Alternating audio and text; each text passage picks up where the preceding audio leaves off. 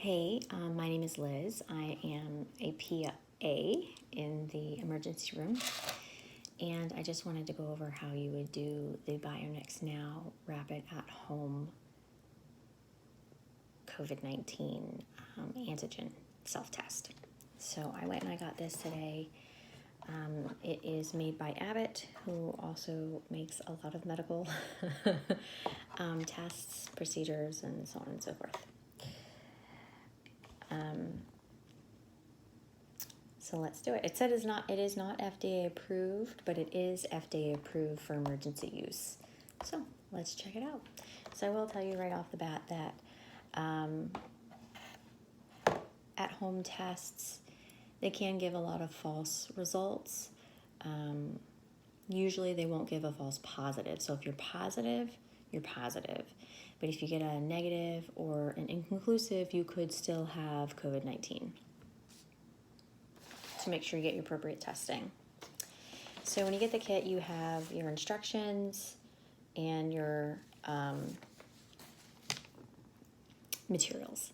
You get two tests in each box, so it's a pretty good deal. Make sure when you look at the instructions, there's two sets of instructions. One of them is in English and the rest are in different languages. So make sure you pull out the appropriate one for you. So let's go over it, shall we? All right, so we have the swab, card in the pouch, dropper, and I can use my phone as a timer, of course.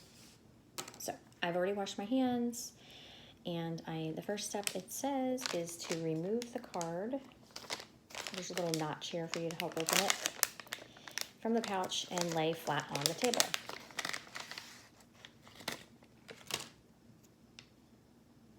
Okay, you're gonna make sure your little blue line is there, and it is, because that's your control line. Remove the test card and pouch and lay flat on the table. It must stay flat the entire time. Make sure the blue control line is present on the result window. If the blue line is not present, do not use the card. We do have a blue line. Okay, open the card flat on the table. You may bend the spine the opposite direction to help the card lay flat. So we're gonna open it. And you can see on the inside, that is what we want. This part right here has got the other side of the blue line. So we're gonna lay it flat like that. Don't touch the strip, which I am not doing. Then we're gonna open up our dropper. This top right here has a twist cap. I'd like to flick it a little bit so I get a little extra fluid out. Twist it, and that's how you remove the top. Now we need to place 6 drops on the top hole, but it says make sure that the dropper is like completely up, perpendicular, not at an angle. I don't really know if that makes a difference, but we're gonna follow the directions. And then make sure that you do not touch the top with the tip. And so you do it in the smaller hole, not in the bigger hole. So that would be the top hole. Can you see? All right, in the top hole. So let's count. 1, 2, 3, 4, 5, 6. Now we have our 6. Now, when you open your nasal swab, because that's what comes next, the favorite part we love, you need to make sure that you open it with the part that you're going to hold first, not the part where the Q-tip is. It's a thin Q-tip, so you can open it that way.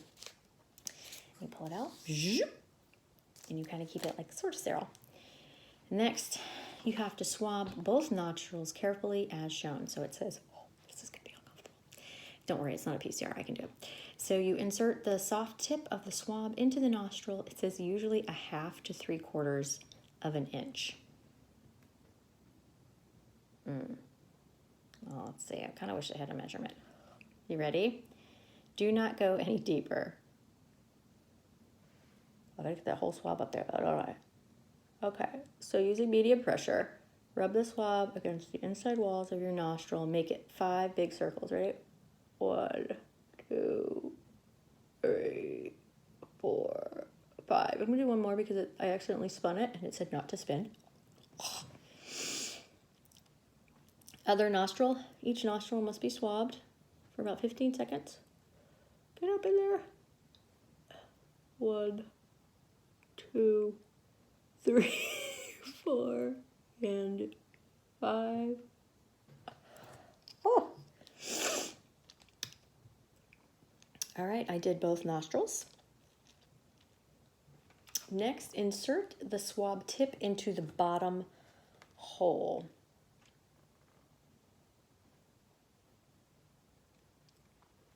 Oh, right, so you actually put the tip, so there was those 2 holes, so you actually put it in the hole, not in the crease. In the bottom hole, firmly push this on from the bottom hole until it's visible in the top hole. Okay, it's got a little bit, there we go. Okay, now it's visible in the top hole. Do not remove the swab from the card. Turn the swab to the right 3 times to mix the swab with the drops. 1, 2, 3. Do not skip this step. Leave the swab in the card for the remainder of the test. So don't remove the swab. Now we need to remove the adhesive seal liner here. There's a little liner. Pull it off. Be careful not to touch. This side over here. So I've got that. Now close the left side of the card, which is the card that has that little blue strip that we're not supposed to touch, over the swab. Okay. Press firmly on the 2 lines on the right edge of the card to seal.